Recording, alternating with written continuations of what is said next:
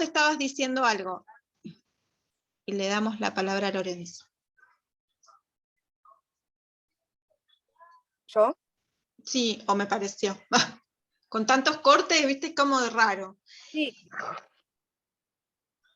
Bueno, Los nada. nuevos docentes quieren como hacer el cambio, pero si los permiten, porque estamos bajo el ala de otras, o sea, como otras fuentes más pesadas, digamos. Como que nos bajan una línea de arriba, eso quiere decir Belu. Entré en colapso nervioso. Sí, está bien. Nadie nos baja nada, acuérdense, cuando nosotros vimos currículum. No, pero digo, profe, Sí, yo entiendo lo que decís. por más que queramos hacer un super cambio de dependencia. Sí, hay un encuadre que nos regula. El currículum o el marco curricular nos regula. No nos determina, nos regula. Dentro de esa regulación hay posibles intervenciones. Por supuesto no es un cambio radicalizado, para eso necesitamos como un montón de otras políticas educativas, políticas públicas, políticas que sostengan la responsabilidad del Estado si es que vamos por ese camino. Porque esa política pública es la que nos va a regular, y si regula, nos va a marcar el camino de habilitar espacios para las trayectorias, para el acompañamiento, entonces se habilitan otras formas. Por supuesto no se puede pensar que una sola cosa, o sea, que solo la formación del docente va a generar cambios, o que solo, porque ya vimos que... A eso me refiero. Por supuesto, porque si no ahí caemos en la Pero ahí la pregunta que... intención está obvio. Exacto, pero ahí caemos en lo que vamos a trabajar ahora, que tiene que ver con el optimismo pedagógico. Con la educación resolvemos toda, si tenemos educación, vieron que tenemos un montón de eslogan, ¿no? La educación cambia el mundo, es cierto, pero si va acompañada de políticas públicas, si va acompañada de encuadres económicos, políticos, culturales que así lo avalen, porque la educación sola en el mundo no existe, no es real, no estaríamos hablando apropiadamente del concepto de educación. No dijimos que educación es un fenómeno cultural, una práctica social, histórica, situada, contextualizada. Bueno, la realidad es que el contexto actual es sumamente desigual. Hoy nuestra sociedad es sumamente desigual. Tenemos una porción de la población en extrema pobreza, que con educación solamente no vamos a resolver su extrema pobreza, necesitamos otras cuestiones, ¿no? Políticas económicas, políticas públicas, de redistribución, como desde donde queramos trabajarlo. Y además, el fomento de la educación como derecho, digamos. Tenemos un montón de cosas para trabajar en este sentido. Y vamos a tratar de ir como dándole un poco de sentido a todas estas charlas y estos debates que se nos abren, ¿sí? Pero bueno, estos autores, ahora le vamos a dar a la palabra a Lorenzo. Lorenzo, ¿vos con quién estabas? Solo, profe. Estabas solo. ¿Y Anto? Me dejaron solo, son re malos compañeros. Son re malos, No, así no mentira. va. Ah, Yo estaba con Nadia, profe, pero no Con se Nadia. puede conectar. sí, me avisó que no podía. ¿Y Anto, a quién tenías?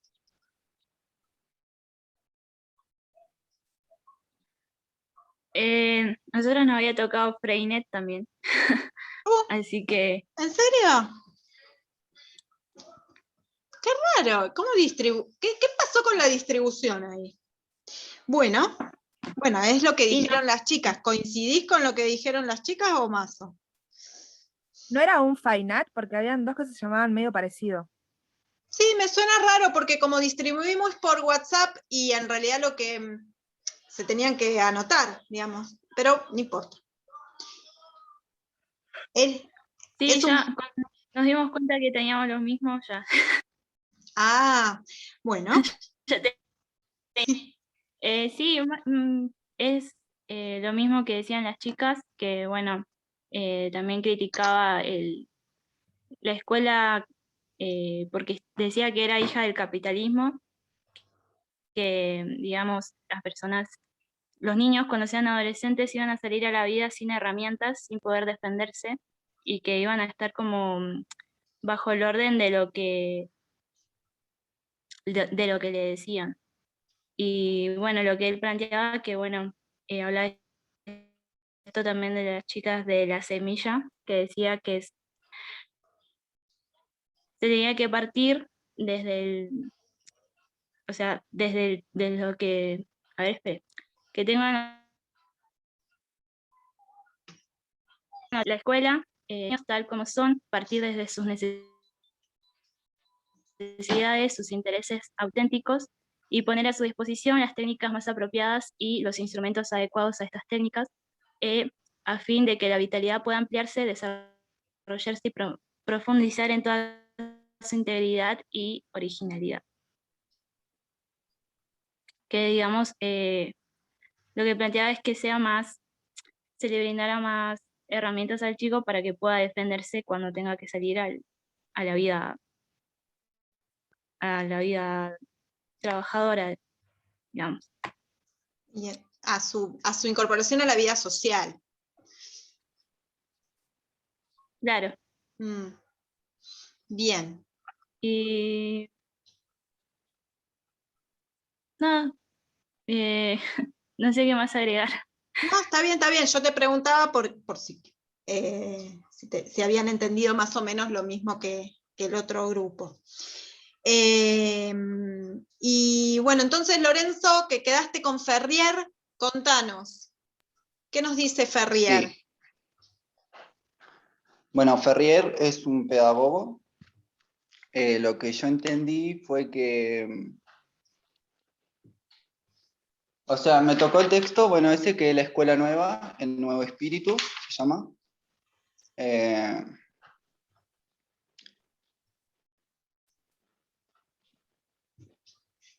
Y que esta escuela nueva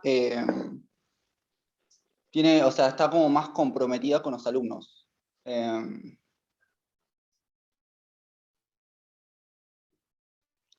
Se va a basar esta escuela experiencia personal de cada alumno, ¿no? Como para tener una base, o sea, que esa educación sea como más de la alumno, por ejemplo, pensador, también moral, donde sea como honesto, va a tener en cuenta los intereses y necesidades de cada edad. Y tú que anoté esa frase que, o sea, que los niños se conducen a sí mismos. Bien. A ver, y también sí, decime. No, siga. No, te iba a decir que Ferrier es otro representante del movimiento de la escuela nueva.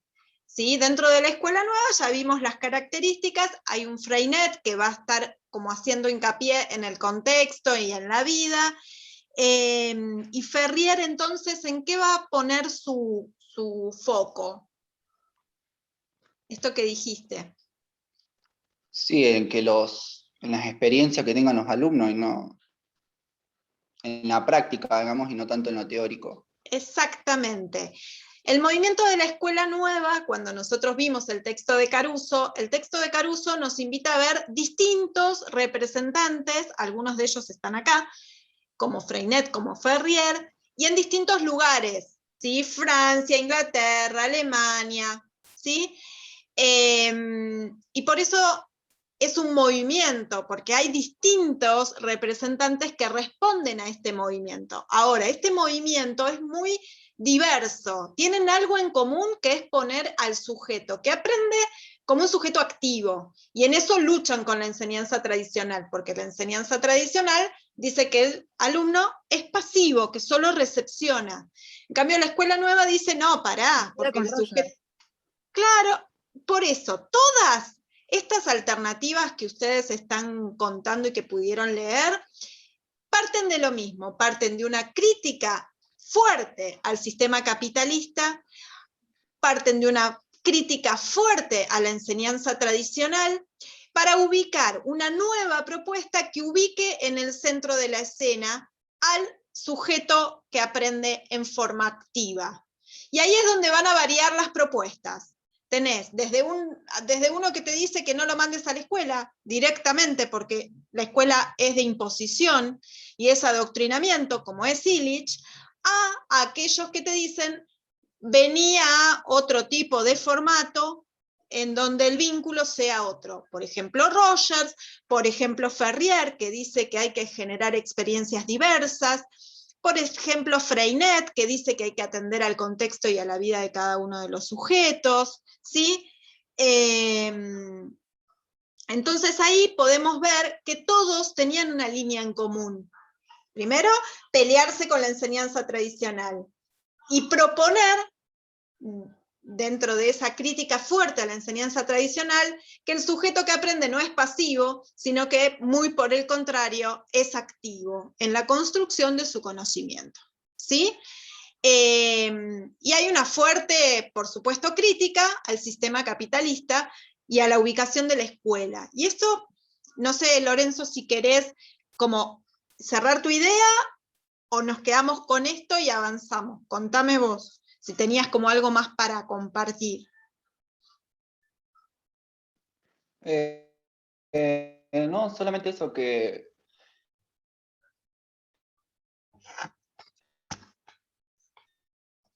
el alumno que tiene, o sea, los hábitos, ya sean morales o sociales, los sentimientos también de los alumnos, y también otra parte que criticaba a la escuela tradicional, era que decía que la escuela tradicional se regía por programas o métodos que en la escuela nueva no lo va a ver, o sea, sí lo hay, pero ya están de naturaleza, digamos, porque ya están, no es que los van a como crear, por así decirlo.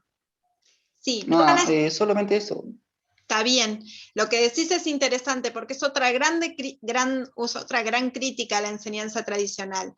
Él lo que está diciendo es que los programas no van a estar preestablecidos, sino que se van a ir construyendo según lo que cada uno de los sujetos va a ir haciendo su trayectoria en función de lo que va viviendo, de lo que va experimentando. ¿Sí? Esto rompe un poco con las lógicas escolares. ¿Sí? Piensen en su trayectoria escolar. El programa venía, tengo que llegar hasta el programa, no era que yo tengo ganas de ver, a ver, no sé, el cine y la relación con la filosofía. No, tenés que ver matemática de función lineal hasta la función cuadrática y se terminó. Digamos, en cambio, las posturas de la escuela nueva hacían, y esto ojo, porque después también vamos a hacer como hincapié en la intencionalidad. Siempre que hablamos de educar, hay una intencionalidad. Quiero transmitir algo. Quiero ofertar algo. Quiero dar algo para que vos te lleves.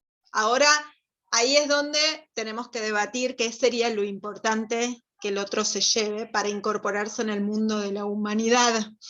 Pero bueno, ahí estaremos en el debate.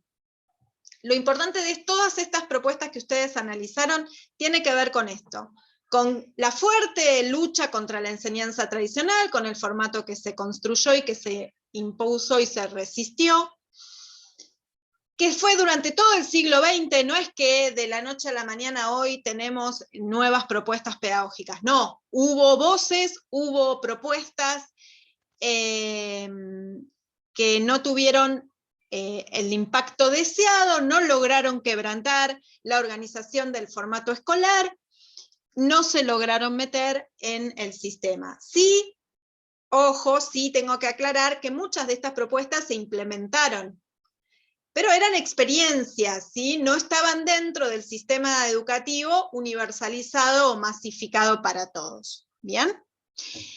El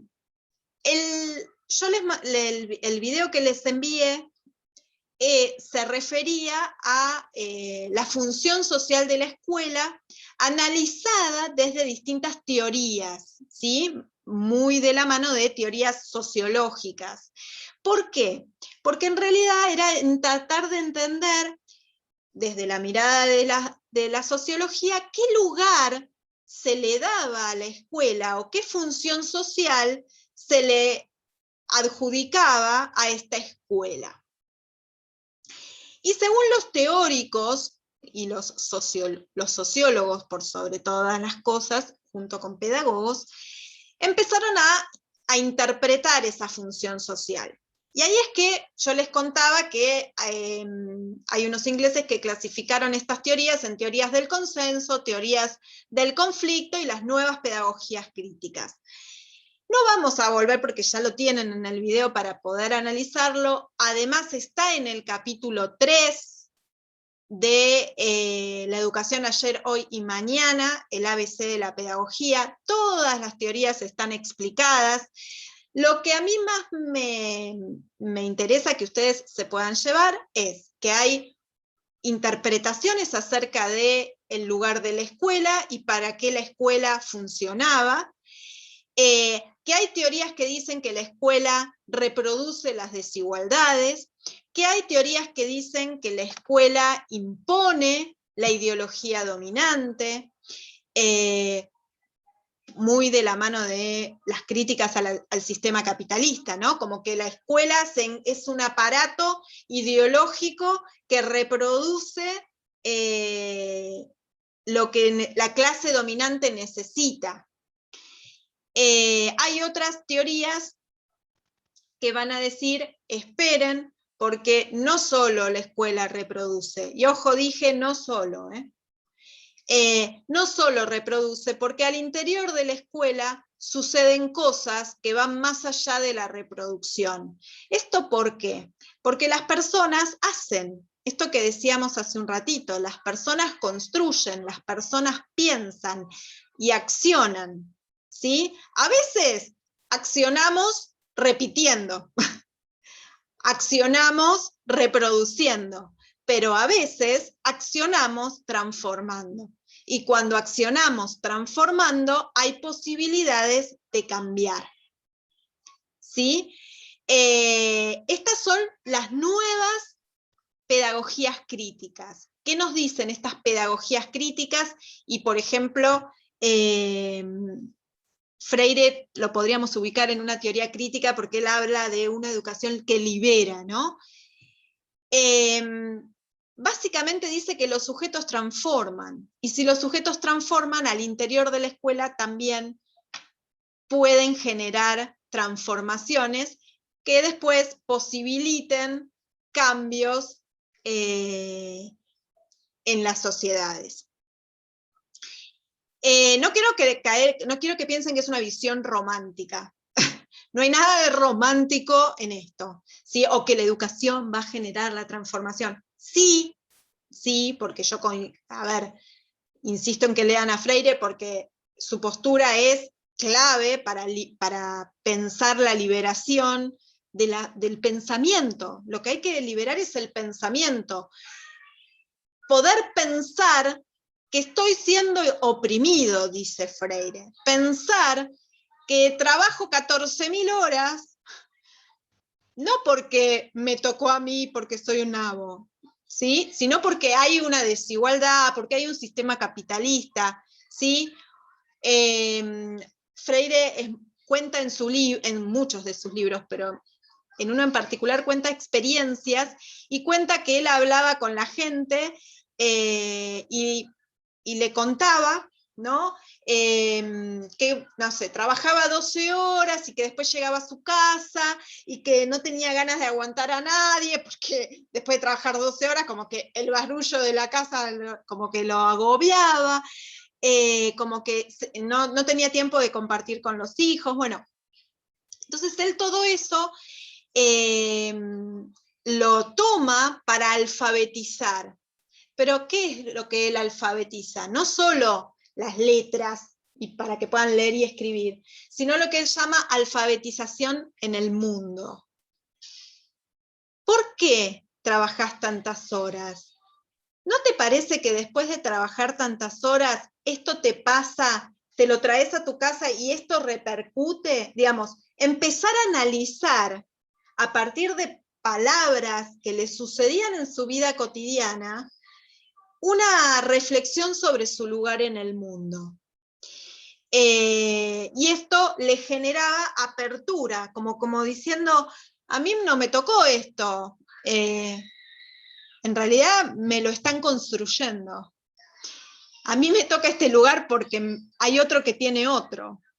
De alguna manera, entonces empieza como a liberarse, por eso él plantea la educación liberadora, libera la reflexión, libera el pensamiento. ¿Sí? Por eso él dice, la educación no libera, sino que lo que libera son no transforma, sino que transforma a aquellos que van a transformar el mundo. Una frase así, ¿no? Una frase muy conocida de Freire. Porque te da las herramientas para pensar y poder intervenir. A ver, insisto, teorías del consenso, teorías del conflicto, van a encontrar un montón. Lo que nosotros tenemos que encontrar es ahora la función social de la escuela hoy, en el nuevo contexto. Estamos en el siglo XXI, ¿sí? ¿Qué caracteriza el siglo XXI hoy? ¿Qué nos pasa hoy? Que después, ¿por qué es importante hablar del contexto actual? Porque si no entendemos el contexto actual, menos vamos a poder entender a la escuela en este nuevo contexto, con un formato que viene de antes, y que viene resistiendo, y que hace tiempo que recibe muchas críticas, les diría hasta unos 100 años casi, muchas críticas, y sin embargo sigue, y seguimos haciéndolo. Entonces, ahí es donde tenemos que repensar y resignificar. Por ahí es que les hice esa introducción del encuadre, y por dónde vamos a seguir trabajando, ¿sí? Mi intención, yo les mandé un escrito, ¿sí? Acompañando el pequeño video, la introducción, les mandé un escrito que lo que tiene es un recorrido histórico, situado en Argentina, ¿sí? Con la enunciación de algunas leyes, por ejemplo, la ley 1420, o sea, marcos legales, se nombra la ley federal de educación, hasta llegar a la ley de educación nacional. ¿Por qué les mandé ese escrito? Porque es un compendio del recorrido. Un compendio es como una síntesis de todo lo que se vivió, digamos, en una síntesis rápida de ese recorrido. De todas maneras, en el capítulo 4 de la educación ayer, hoy y mañana, tienen el detalle del recorrido histórico, ¿sí? Pero vamos a hacer la introducción a ese capítulo con este texto, ¿sí? Yo me quiero fijar, esperen, porque nos quedan 3 minutos, pero quiero ver si les puedo adelantar algo, pero no lo puedo sacar. ¿Me decís la hora, vos? 19:44. No vamos a llegar porque mi hija me dijo 19:44. ¿Estás segura que son 19:44? No me estás mintiendo. Bueno. Bien, entonces lo que les propongo hacer es lo siguiente, que lean ese texto que tiene 3 páginas, ¿sí? Que marquen todos los conceptos que son importantes. Ojo, hay muchos. Piensen que es un recorrido histórico, así que vamos a ir parando frente a cada cosa que no se haya entendido, ¿sí? Y arranca desde 1880, porque el proyecto oligárquico liberal es de 1880. Así que léanlo, vayan marcando, si pueden leer el texto, el capítulo 4, buenísimo. sino vamos a trabajar sobre el texto que les mandé. ¿Bien? Al final de ese texto hay unas reseñas de unos textos. ¿Sí? Vieron que yo les dije que el libro de Freire, yo quiero que hagan una reseña. Pero que una reseña no es ni un resumen ni una síntesis. Es una reseña, es un tipo de texto corto, que no tiene más de media carilla, pero lo importante de esa reseña es que ustedes tienen que dar su opinión, su recomendación, ¿lo leen o no lo leen? ¿Y por qué sería que lo leo? Entonces, abajo del texto yo les puse unas reseñas para que vean más o menos cómo serían, ¿sí? ¿Qué características debería tener el texto que tienen que hacer de Freire? Porque en breve se va a venir eso. ¿Bien? ¿Les parece? Nos vemos entonces espero que el próximo miércoles no se me corte todo, como se cortó hoy, pero bueno, pudimos aprovechar bastante. Nos vemos el próximo miércoles entonces. Chau, profe. Que anden Chau, bien. profe. profe. Nos vemos. No, Chao, profe. profe, gracias.